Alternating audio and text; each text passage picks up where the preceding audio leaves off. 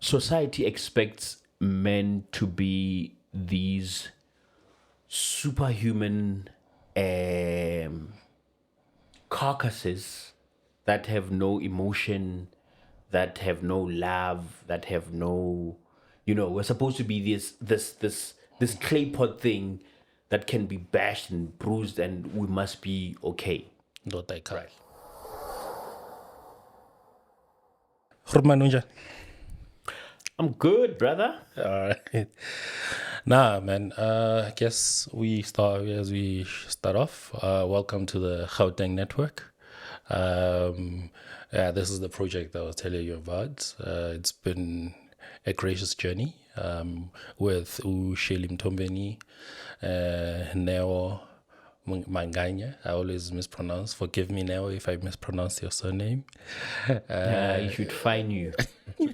Can't be pronouncing black names incorrectly, brother. Yeah, but it's, as you know, November is coming up right now, and November is also Men's Health Month. So issues that have to do with men's health, primarily what the focus of the month is. It's also Disability Month as well. So quite a few things happening there, but I brought you in today mainly just to speak about that. How do we keep healthy as a machita? You can do a quick intro. Besides Maqhawe, the extraordinary musician, who is Maqhawe? Maqhawe is awesome, man. No, on a serious note, Maqhawe out Chesekasi, I grew up in Tembisa. Grew up under apartheid, so when people speak of apartheid, I know exactly what they're talking about. I remember one time, me and my late brother, they tear gassed us, man. Yeah. I mean, he was like 2 or 3. Yeah. So yeah, I grew up under apartheid, average boy, nothing extraordinary. But I always believe that I'm great. Yeah. Besides who my father is or my mother is. Yeah. But I knew that me, Maqhawe, as an individual, I'm destined for greatness. Yeah. So there's always been that edginess about my life, in everything that I did. I remember my last boss said to me, Maqhawe, grand, you are unemployable. Like, go start your own thing, and just be free, man. There's too many shackles in society. So I've always known that I'm destined to change a lot of stuff. I was destined to question religion as we know it. Yeah. Question society, question everything, because the average person doesn't have that power. Yeah. I mean, we sit here because we've got the power to sit and talk to millions of audiences. Yeah. But they don't. Yeah. And I've always known that I am part of that collective who will change the world. So, yeah, Maqhawe Khathide, married to the dopest woman on earth. My wife, she's cool, man. Yeah. She's super cool. Shout out Ntavi. You definitely are the coolest. Yeah, no, she's cool because she believes in me more than I believe in myself. That's dope. Sometimes I have doubts as a man. Yeah. It's natural. Yeah. So this is one of the problems in society. You grow up, or before you even grow up, when you're born, you're given a name, Maqhawe Khathide. You're a man. You must go to school and graduate and all that jazz and get married and have children and live happily ever after. Yeah. Yeah. Very few men go through that journey in the chronological order that it does. Yeah. Listen, we go through the most. Yeah. I went through a lot, man. I went through so much rubbish, but what's important is that as a man, you need to believe in your existence. Yeah. A lot of men don't. Yeah. Yapilwa nje, ephile emsebenzini uyabuya wenza abantwana, and you ask him what is the end goal, what have you got in mind for future generations in your lineage? Ukutshelani, ndoda ngine funeral cover, ngine life cover. They are sorted. Is that all we are? Yeah. So besides the fact that I'm vocal about men's mental health, men's health, I'm also vocal about families, the toxicity of families, and how do we cleanse that? Because you can't separate those three. Yeah. Men's health, men's mental health, and toxic families. Yeah. You can't, Baba. Now, as you touched on that, toxic families, and generally society has made it a normal status quo that toxicity comes from men within the family. And I sometimes feel that's just too much of a lockdown stereotype about families. It's layered, things that happen in families. And I have a turbulent relationship, as you know, with my sisters, but I try to take accountability on things that I might have contributed. But how do we then change the narrative? Sometimes, gents, it's not that you are the one who's being toxic, but it's also the environment around you maybe is toxic for you as a guy. How do you change that, especially with looking at the family? You can't change it. Yeah. Oh, Shaka Zulu, oh, Bani, they tried. Yeah. Society likes men being villains. Yeah. Because we can take it, we can handle it. Yeah, no. Yeah. Name one female villain that's in the news now. None. Yeah. Name a man. Quite a few. Yes. Currently, if you look at them, Kwana's situation. Yeah. All of them are men. Yeah. All of them are men. And I can tell you now, those people's girlfriends or their wives, they know exactly what's happening in those spaces, but they'll never be called, they'll never be called villains. Yeah. So let's go back a bit. Yeah. Tell you about me. Yeah. Growing up, you expect first born Kai. So I was expected to be the one who graduates first. Mm-hmm. But you're so smart. Intelligence has nothing to do with education, brother. Yeah. Yeah. Intelligence has everything to do with how you analyze life and come up with truths and concepts and statements that you live by. Yeah. Can you believe I'm like 3 credits away from getting my degree? Yeah. And I've always been, I'll go. And this is another element. You always say, I will do it. But then life throws things at you. Yeah. I remember in 2013, I lived in Polokwane, and I wanted to, go back and complete my studies. I was married back then to somebody else. Okay. And I suffered a stroke. Yeah. And that threw that off. Yeah. But let's get back to why men are villains. Yeah. Number 1, society expects men to be these superhuman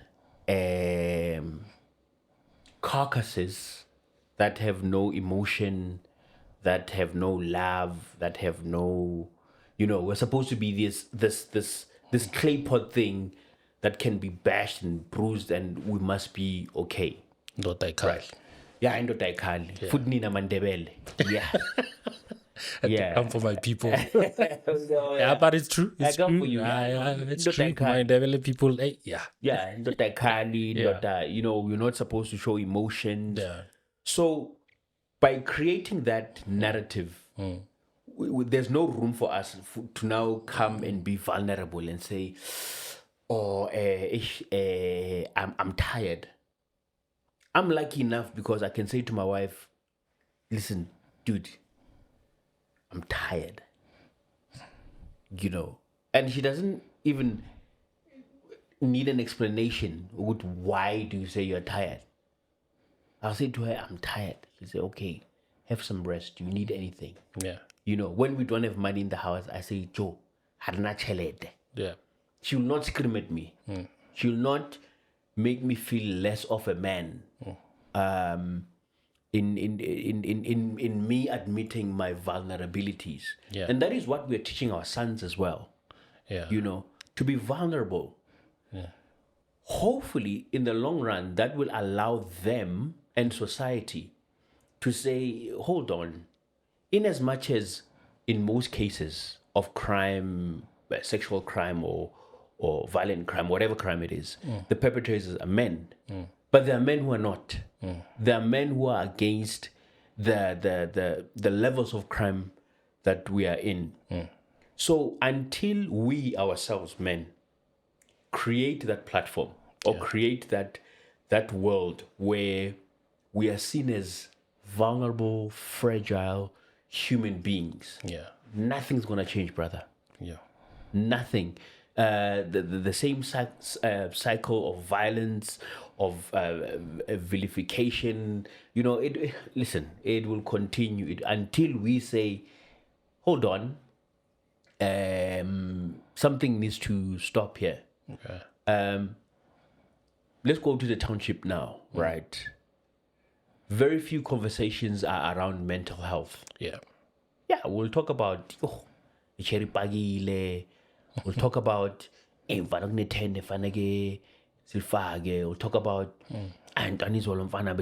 Hennessy today. I know, let's do some Remy Martin. You understand? Yeah.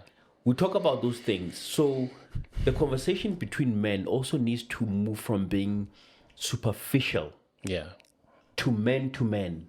Yeah.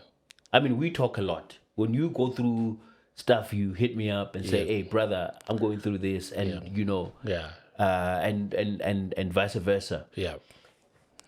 But we're not the average guys. In as much as we would like to say we're average, no, because we're sitting here and doing this, you're not average. But the average person there, all they want is to wake up, have some fun, and sleep.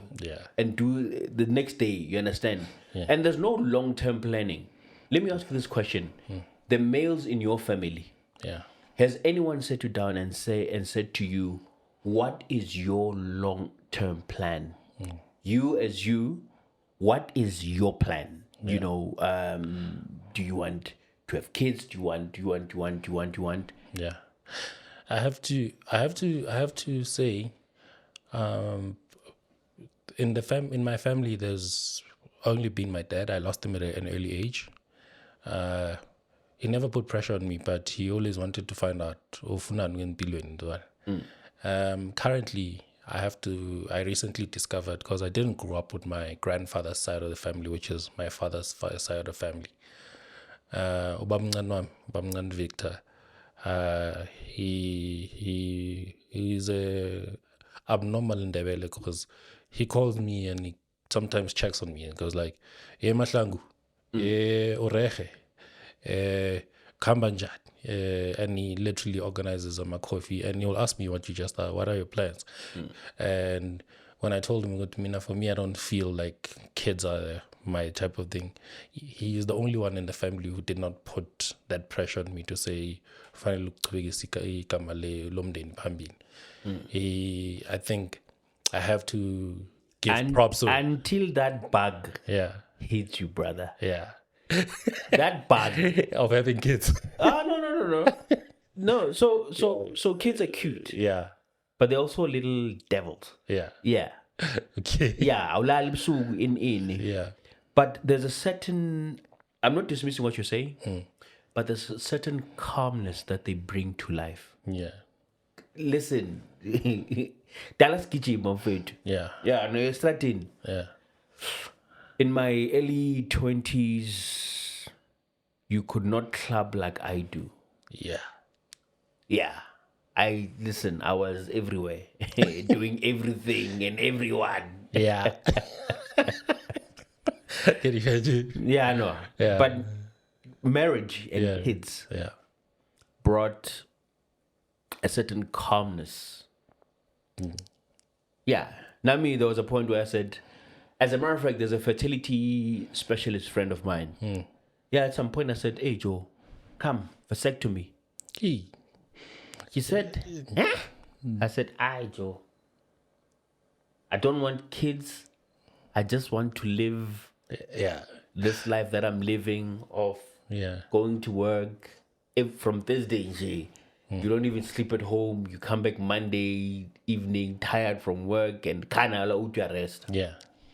And she said to me,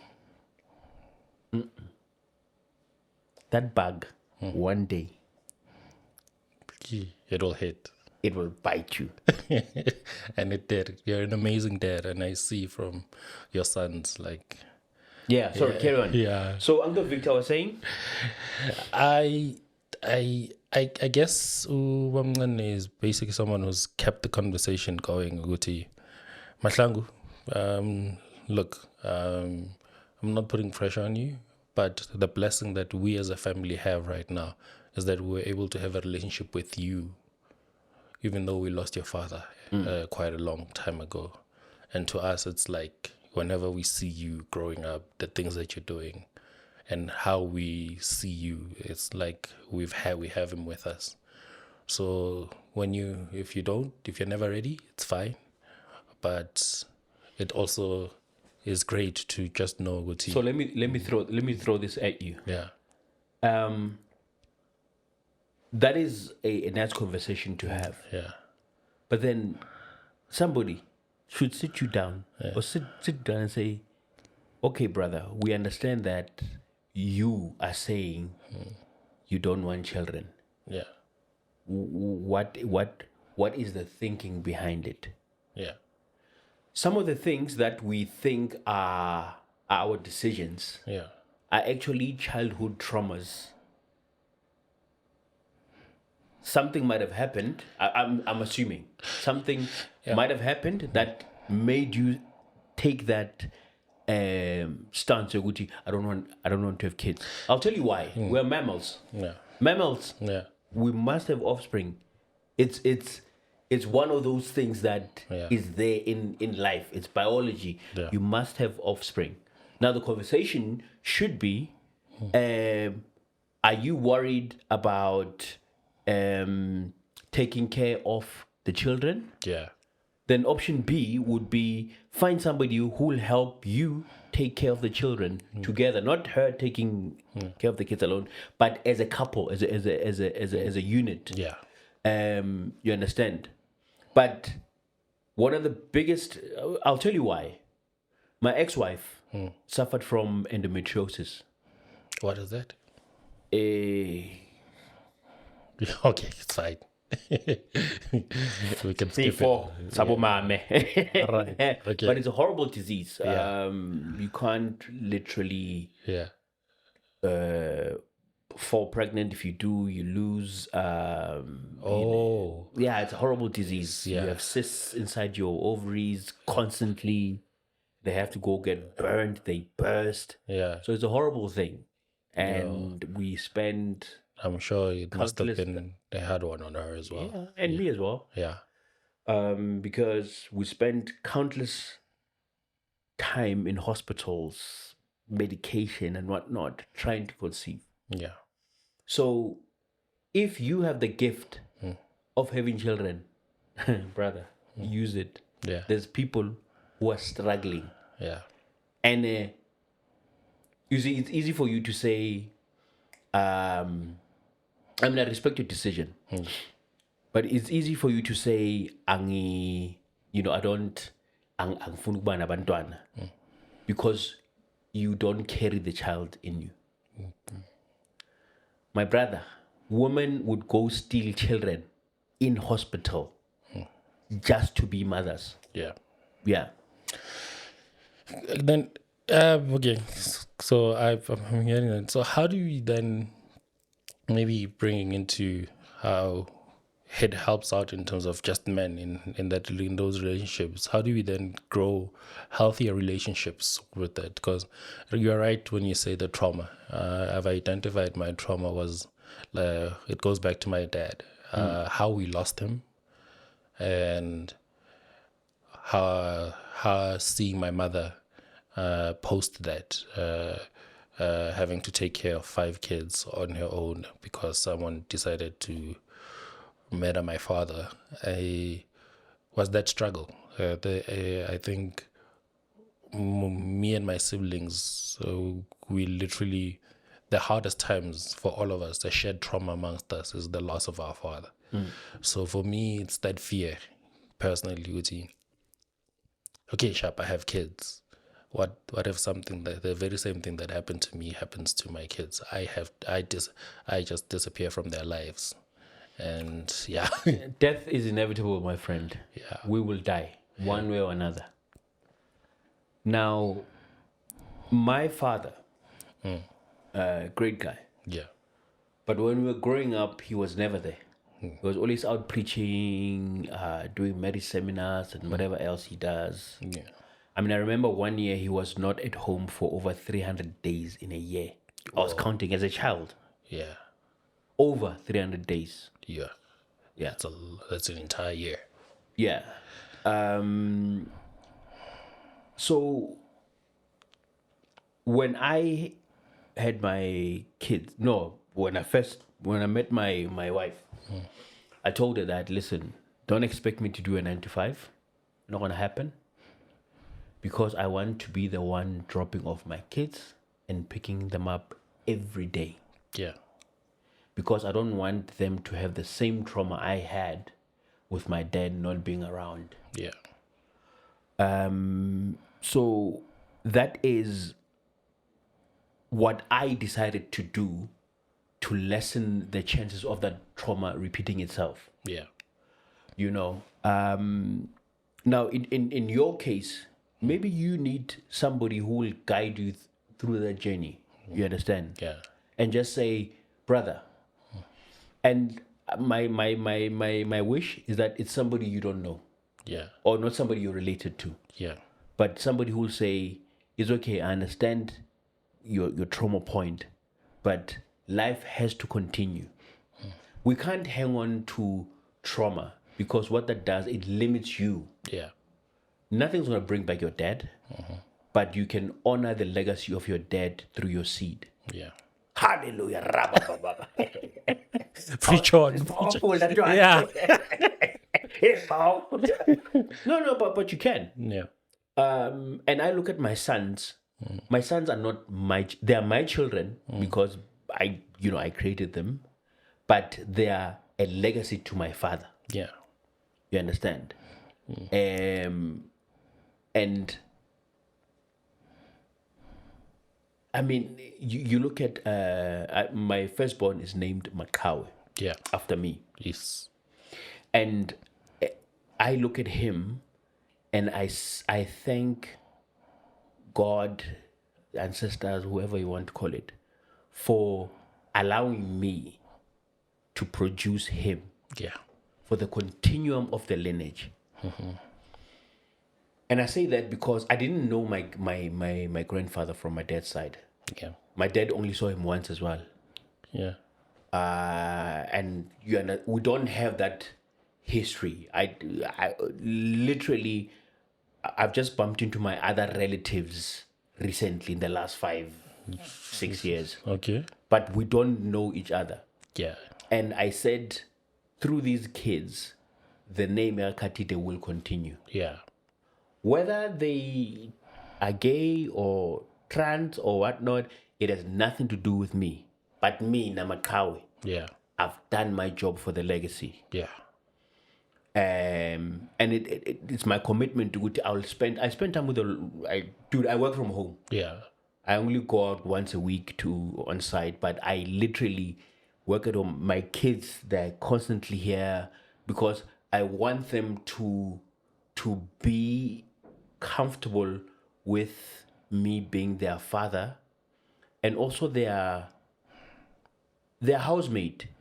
You must another thing that black parents don't necessarily appreciate is that besides the fact that they are your housemate. Yeah, they're in your space. Yeah, you understand? Yeah. We teach them boundaries, we teach them, and it's easy to monitor their development when you're constantly around. Yeah. I know a lot of people can't do what I do, that awards me all this time. But make that time. Don't repeat the trauma, because once you do that, in 20 years down the line, GBV will still be the number 1 or number 2 crime after murder in South Africa. Yeah. Easy. Yeah. And it's what you just said about GBV. This morning I saw a post. I know you. I think you remember the friend of mine who Itumelo Tag, and it's sickening that today they're at a court demonstrating for justice for a young girl who was raped by a 50-year-old man. And beyond that, this was someone who lived in the child's space. And what you just said now, that person made it the home of that child uncomfortable. This is someone who lives with you, someone you take and trust, and has ruined that space. So for me, what you're saying right now about isn't as a housemate, having boundaries and whatnot, the environment that you raise someone in this situation should have never happened, that I'm telling you right now. So I'm sorry, I just wanted to highlight that. Yeah, no. But I'm glad you brought that up. So in men being the villains, so if somebody says to you, Cindy, you're a villain. Yeah, you're a villain. You always do this. Naturally, what happens? You get to a point where you're like, F this. Yeah. I'm going to be a villain. Yeah. You know the consequences of what might happen when you get caught, but you still do it anyway. Yeah. And that's the alarming thing with men at the moment. Yeah. Is that there's very few conversations or discussions or platforms where we sit and talk about us being the bad apple or the villains in society. That it's easy for us, instead of sitting together or just a brotherly talk, you would go rape somebody as a release, or as a I mean, some people are sick, like genuinely psychologically sick people. Yeah. But some people will do those things as a F society. What? Reading J Sebangbiza Makama, Sebati in. You understand? So it's sad. But let's take it a step further. So number 1, families. You can't say to me, angifuni ukukhulisa abantwana bami ngifuna ukukhulisa abantwana bami the God way. What is the God way? Yeah. Especially here in South Africa, with multiple cultures. What is the God way? Reading them the 10 commandments and you hope they will follow them. Reading them verses, making them pray, you think they will follow that. My brother, if 75% of South Africa is Christian, the rapists are in church. True. They were raised with the 10 commandments and all the other verses that they quote. So the nucleus of the family, and I hate using the Intoguti, men are the head of the family. Yeah. Yeah, well. Yeah. For the sake of the conversation. I'm not the head of my family. Yeah. I believe that the solidarity of my wife and I are the nucleus of the family. Yeah. And if we can, in modern society, is that you're partners. Let me say this. Yeah. So what happens when I don't want to be the head of the family? Because I figure this card, that's heck, man. Tired. Yeah. Yeah. You know, bills need to be paid, whatnot. Now you must be the head of the family. And you say, tech. Joe, hang. Yo, male suicide. No, but the thing is, it's that type of thinking that men go through, where you're constantly, it's like, a soccer player, Messi. Yeah. If Messi doesn't score a goal in a season, Yeah. it will be easy for him to have suicidal thoughts because he's used to performing at that peak level, constantly, year in, year out, and society expects that from men. Year in, year out, you must work, you must make money, you must. So, so let's throw it on the other side. Bayingakabochira awubaziyo baselokishini. Dala bafeba. Khona manje bashada ngotha sharp. They've never worked in their life. Yeah. Ichacha, uyamazi lochiro ukuthi hayi lo kudala ndoda kudala kushuthi manje ujole nabafundisi wajola namaginza khona manje usendlini kwakhe happily married. Society judge them and forgive them eventually. At least akaphekelanga lo mfundisi bekajolana, at least akabana nangu uthola indoda. But men don't have that. Very rarely can you walk into a woman's life, honor everything. Yeah, it's not expected for... Unless a divorcee, indoda imshiyene ungene nje. Yeah. But I'm fit. And how do you, like, and what you said now is that, and by the way, disclosure, we are able to forgive when it comes to a lady who's struggling or say lokshin. We're able to forgive that situation. But amachita who are as a konen, maybe who's by sala, maybe a cold drink, and someone who is their peer comes through. I'm fine. I did it in type of situation. Not seeing the effort that's happening there. Yes, I'm not a millionaire. I'm not a business person. I'm not a lawyer. I'm not a doctor. But in the space that I'm in right now, nyaza. That for men is not something that is given. As if you're told, it's not. Yeah, no. But why? Why must I think we're the villains?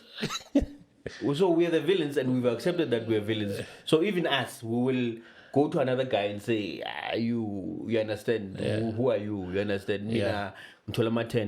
So let me tell you something. You probably know this. Yeah. Very few businesses in South Africa lead you to be a millionaire. Yeah. Without corruption. Did I repeat that? Yeah. Very few businesses in South Africa lead you to become a millionaire without corruption. And I'm not talking about government. I'm talking about corporates. I'm talking about supply chain. I'm talking about Lalela. Anywhere and everywhere. Anywhere and everywhere. Okay. So that guy sitting on a corner, I think I'm out on chicken dust. He's making his living honestly. Ulala kahle ebusuku. Yeah. Ulala kahle ebusuku. Thina bosomathenda asilali mfowethu. A car follows you for 2 kilometers. Fuck. Hey, sekuyinkinga mfowethu. So we are off ramper, we are checker.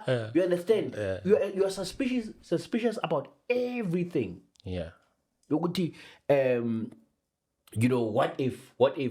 There's nothing. Yeah. But just because you signed that document and that person who made you sign that, okay, ule meters we told really 10%. Yeah. You understand? Yeah. So, there's very few people who are very rich that I look straight in the eye and say, you've made honest money. Very few. Yeah. Yeah. In the church, no hal. Yeesh. Yeah. But fundis laba bama millionaire. Yeah, we know who they're paying off. There's one who runs a funeral parlor, which is suspected of some money laundering. But yeah. Yeah, we must have another discussion about this. But anyway, Yeah. so those pressures that society has put on us have given us the impetus to put pressure on other people who are making an honest living, who are supporting their families. Millionaires, or we've got access to millions. We will belittle a fellow brother instead of empowering them. I always say, you cannot know me, Maqhawe, and be poor. Mang popa, lalela so popa sonke. Yeah. I know your skill set. I know so-and-so skill set. I know how they work. I will bring you in and say, Jam, niyaz gutana metric. But I know Guti, you are good at, fixing stuff. Just maintain things in the office here. Yeah. I have so many friends who are millionaires and billionaires, but none of them has given me 100 rand. Yeah. None of them have given me 100 rand. Yeah. And these are people that go around saying, men this, men that, must empower men's mental health. You must live this way. Listen, they've written books. 100 rand. Yeah. Is a mission to them. Right? Yeah. It's their money. Let them do whatever they want. But don't come then and say, I'm empowering men. If you're worth 5 billion, what is 100 rand to you? You don't know that 100 rand would change my life. Yeah. And to me, I don't blame anyone else what's happening to men. Yeah. I blame us. Society can talk all they want, but we are the how can I put it? The catalyst that we need to change things. So we can sit and talk about mental health the whole time. But then it also links to your physical health. Yeah. As we're approaching November, they call it. Yeah. A lot of us are unhealthy. Because we are constantly under pressure, we don't have enough time to self-correct, self-regulate, and self-introspect on where we are, physically, financially, emotionally. We don't have that time. Yeah. As a result, we eat badly. We consume scrupulous amounts of alcohol. Yeah. We smoke like chimneys. Yeah. We get into debt. We become addicted to betting. One of the biggest problems in our country now is betting, my brother. Yeah. Pardon me? You drive into Tembisa or any township. Yeah. The biggest billboard you'll find, Hollywood Bets, Betway, what? Let me shock you. Yeah. South Africans spent 1.1 trillion on betting. Yeah.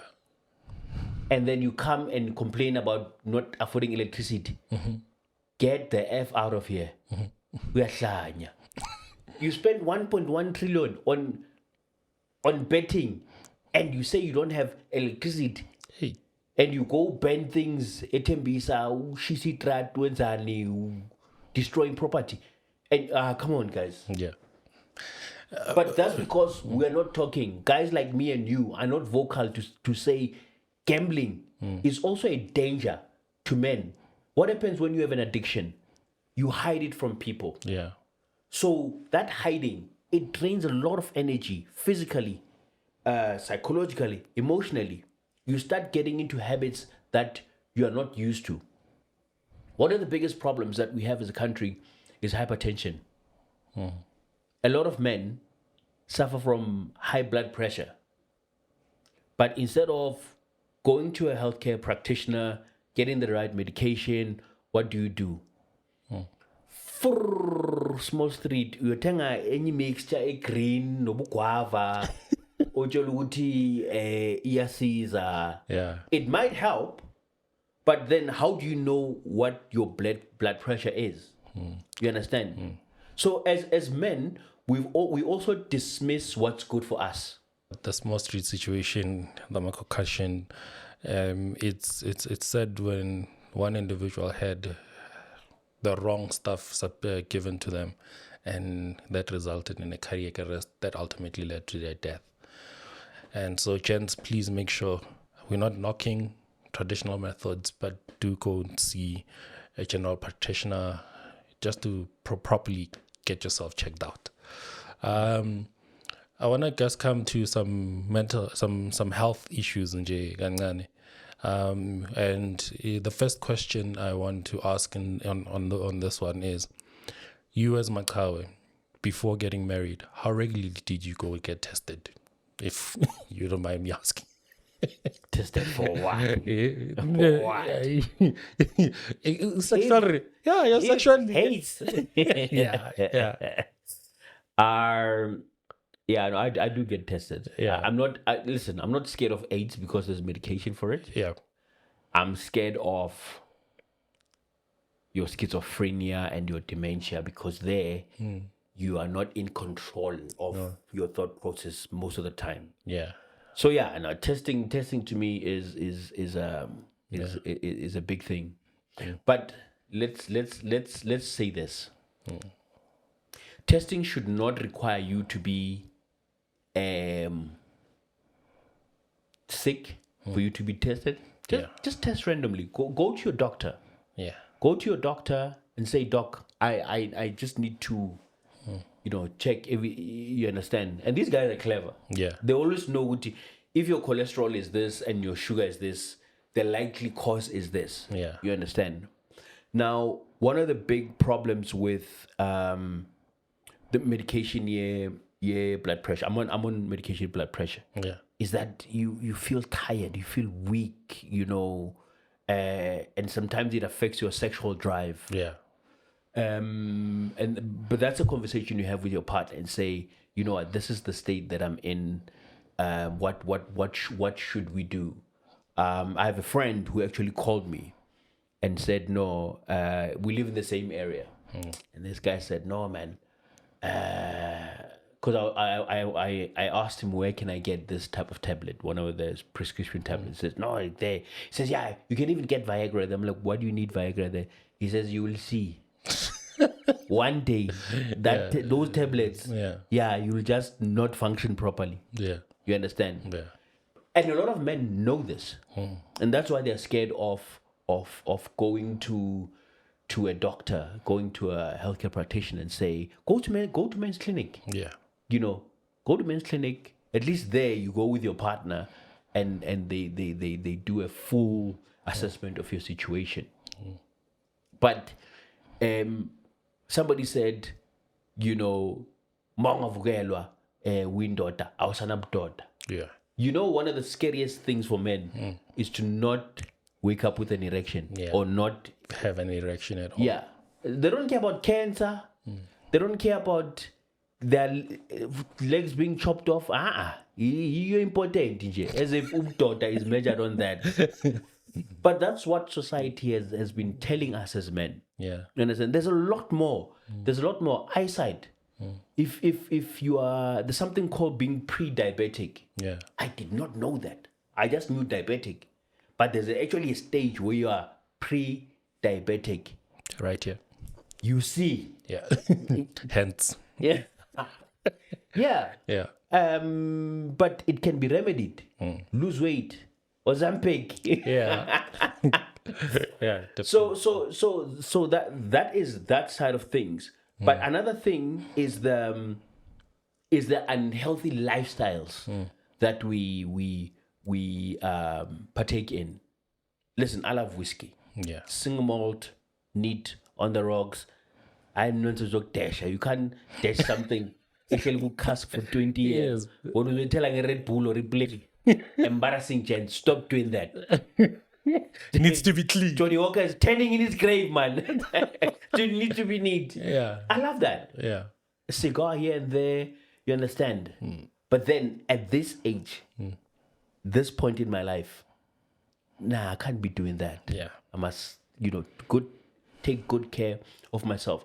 One thing I do with my wife is we walk. Yeah. We wake up 10 Ks a day, and that also gives us bonding time. Yeah. Where there's no kids, there's no phones, it's just me and her talking. I mean, we talk about all sorts of stuff. Yeah. You understand? And to me, that also strengthens our marriage. Yeah. Because we are not only lovers, not only husband and wife, but we care about each other's health as well. Yeah. We are walk buddies. So those little things, and I think each man, in any situation, whether it's fat and set, because nyaz abaning benu, fat and set. I believe in fat and set, by the way. I advocate for fat and set. Yeah. Find things to do with your spouse, or your girlfriend, or your male friends, or your female friends. Find things that you can do that will enhance your health. Yeah. We are in an unhealthy society. Yeah. Yeah. Now, coming maybe into closure. Already? Yeah. Time. So we'll pick it up. 2 hours. Yeah. Okay. When looking at issues of amajita and their health, a crisis ekhona manje, and you rightly said amajita into a dokotela nje, into a medical facility. It's it's